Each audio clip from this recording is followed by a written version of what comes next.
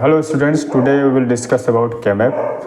So KMAP presents a visual diagram of all possible ways a function may be expressed in a standard form.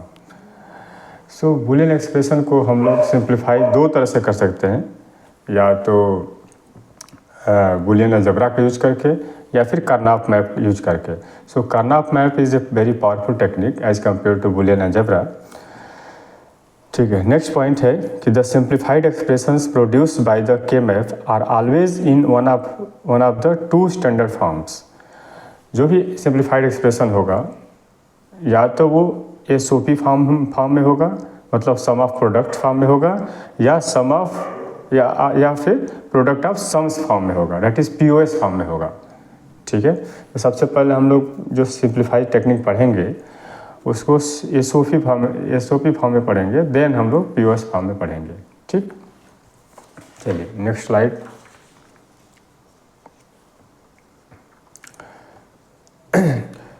So the simplified expression by KMAP produces a circuit diagram with a minimum number of gates and the minimum number of inputs to each gate.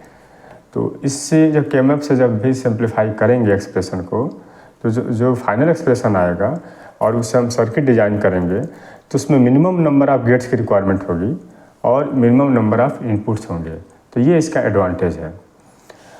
The simplified expression by KMAP is not unique. हाँ, ये बात बहुत अच्छे से ध्यान रखना है कि KMAP से सिंप्लीफिकेशन के बाद जो भी एक्सप्रेशन आएगा ज़रूरी नहीं है कि वो हमेशा सेम ही आए या एक ही आए. एक से ज़्यादा भी एक्सप्रेशंस पॉसिबल हैं आफ्टर सिंप्लीफिकेशन, और जो भी एक्सप्रेशंस आएंगे वो सभी करेक्ट हैं. चलिए सबसे पहले बात करते हैं अब हम लोग टू वेरिएबल KMAP की. सो यहाँ पे ध्यान रखिएगा, यहाँ पे मैंने लिखा हुआ वेरिएबल्स, यहाँ लिखा है होगा स्क्वायर्स.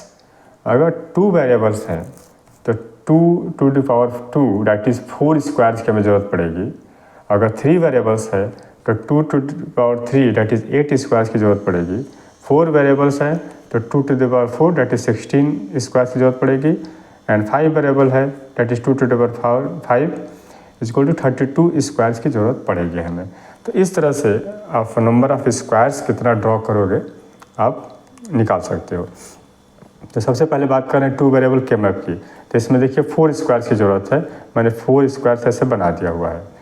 और टू वेरिएबल में मैंने वेरिएबल लिया हुआ X और Y. ये A B भी हो सकता है या फिर कुछ और भी हो सकता है.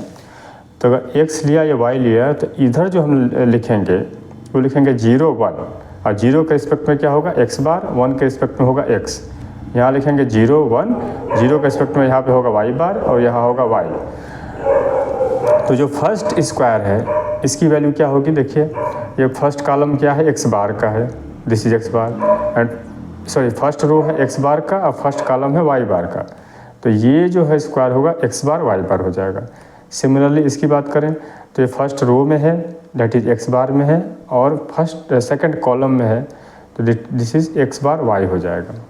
सिमिलरली थर्ड की बात करें तो ये आपका रो X है और कॉलम क्या है Y बार, तो ये हो जाएगा X Y बार. इसकी बात करें तो X रो है और Y कॉलम है तो X Y हो जाएगा इसकी वैल्यू. तो जो भी वैल्यू आ रही है X बार Y बार, X बार Y, X Y बार X Y, इसको हम लोग मीन टर्म्स बोलते हैं, इसको बोलते हैं मीन टर्म्स. तो इसको जो फर्स्ट स्क्वायर है इसको हम लोग रिप्रेजेंट करते हैं M0 से, और इसको डेसिमल में वैल्यू 0 होती है. सेकंड जो स्क्वायर है इसको हम रिप्रेजेंट करते हैं M1 से, और इसकी डेसिमल में वैल्यू 1 है. सेकंड जो थर्ड स्क्वायर है इसको हम लोग X Y बार जो बोल रहे हैं इसको हम लोग M2 से रिप्रेजेंट करते हैं, और इसकी डेसिमल में वैल्यू 2 मानते हैं हम लोग. और इसी तरह से फोर्थ स्क्वायर है ये XY से रिप्रेजेंट करेंगे, और इसका मीन टर्म्स जो रिप्रेजेंटेशन है M3 है, और डेसिमल में इसको 3 बोलेंगे. ठीक, अब चलिए मूव करते हैं हम लोग 3 वेरिएबल्स. ठीक है, 3 वेरिएबल्स स्क्वायर्स में अगेन आपने देखा कि 2 to the power 3 that is 8 squares की ज़रूरत पड़ेगी. तो यहाँ पे 1 2 3 4 5 6 7 8 स्क्वायर्स मैंने ड्रॉ किया हुआ है. और जो वेरिएबल्स होंगे 3 वेरिएबल्स होंगे X Y Z. तो यहाँ मैंने x लिख लिया, एम एस भी यहाँ रहेगा और लास्ट में इधर एल एस भी रहेगा, ये ध्यान रखना है। तो x है तो इसका x के रिस्पेक्ट में लिख दिया मैंने 0 1 और 0 के लिए x बार, 1 के लिए x हो गया। यहाँ पे 2 वेरिएबल है y z, तो यहाँ पे लिखूँगा 0 0 0 1 1 1 1 0। ये ध्यान रखिएगा ये जो सीक्वेंस होता है ग्रे कोड में होता है, बाइनरी कोड में नहीं होता है, इसलिए 0 1 के बाद पहले 1 1 आएगा देन 1 0 होगा, ठीक है, ये ध्यान रखना है। तो 0 0 को लिखेंगे y बार, इसको लिखेंगे z बार, ये जहाँ भी 0 है उसे बार हो जाएगा और जहाँ 1 है उसे सिंपली ऐसे ही लिख देंगे। तो ये y बार z हो गया, ये y z हो गया, y z बार हो गया, ठीक। और सिमिलरली स्क्वायर्स में अगर बात करें तो किसी भी स्क्वायर्स की वैल्यू हम रो और कॉलम के रिस्पेक्ट में हम निकाल सकते हैं। सपोज इस स्क्वायर की बात कर रहे हैं तो ये फर्स्ट रो में है, डेट इज x बार में है, और कॉलम क्या है, थर्ड है।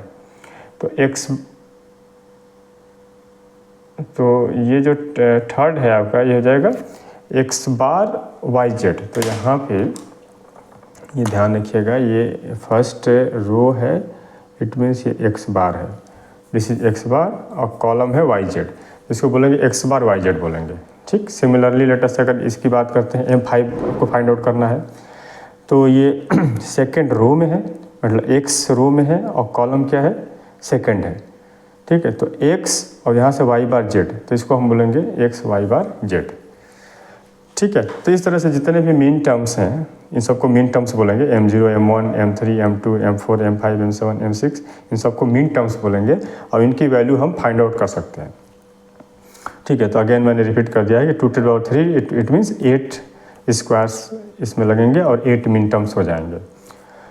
Note that mean terms are arrange in Gray code. तो ये हमें ध्यान रखना है कि जो मीन टर्म्स है ग्रे कोड्स में अरेंज है। चलिए लेटेस्ट से अब बात करते हैं हम लोग 4 वेरिएबल के मैप की। तो 4 वेरिएबल है, इट मीन्स आप देख सकते हो कि अभी बात किया था ना कि 2 to the power 4 that is इसे कितना हो जाएगा, 16 स्क्वायर्स हो जाएंगे। इसमें टोटल नंबर स्क्वायर 16 है और इसमें जो वेरिएबल लगेंगे WX YZ, ठीक। तो WX है तो इसको भी ग्रे कोड में लिखेंगे और इधर भी ग्रे कोड में लिखेंगे क्या, 0 0 0 1 1 1 1 0। यहाँ पे पहले 1 1 होगा देन 1 0 आएगा, 0 0 0 1 पहले 1 1 होगा देन 1 0 आएगा, बिकॉज ये ग्रे कोड में है। अब इसी के जहाँ पे 0 है बार लगा दिए, जहाँ 0 नहीं है वो सिंपली ऐसे लिख दीजिए। जैसे 0 0 है तो W बार X बार, इसको W bar X WX WX बार, यहाँ पे Y बार Z बार Y बार Z YZ बार, ठीक है। इस तरह से लिख दिए और उसमें सारे मीन टर्म्स की वैल्यू हम लिख सकते हैं। जैसे फॉर एग्जांपल मैं कुछ एग्जांपल ले लेता हूँ। लेटेस्ट से आपको ये स्क्वायर की वैल्यू चाहिए, इसकी वैल्यू चाहिए, तो आप पहले देखो कि किस रो में है। तो ये देख रहे हो कि सेकंड रो में है और किस कॉलम में है, थर्ड कॉलम में है। तो second row that is W bar X, तो देखो W बार X लिखा हुआ है यहाँ पे। थर्ड कॉलम मतलब YZ, तो देखो YZ है, तो इसकी वैल्यू हो जाएगी W बार X YZ हो जाएगी। सिमिलरली लेटेस्ट से एक और एग्जांपल ले लेते हैं। सपोज करो कि इस स्क्वायर की वैल्यू चाहिए, तो ये किस रो में है, ये थर्ड रो में है और किस कॉलम में है, सेकंड कॉलम में है। तो यहाँ से WX और यहाँ से Y बार Z हो गया, ठीक। तो इसकी जो वैल्यू होती है वो डेसिमल में 13 होती है और इसको M13 से हम लोग रिप्रेजेंट करते हैं। तो यहाँ पे देख सकते हैं कि टोटल 16 मीन टर्म्स होंगे, ठीक। तो इसकी वैल्यू आप कैसे लिखेंगे डेसिमल में हमें ध्यान रखना है।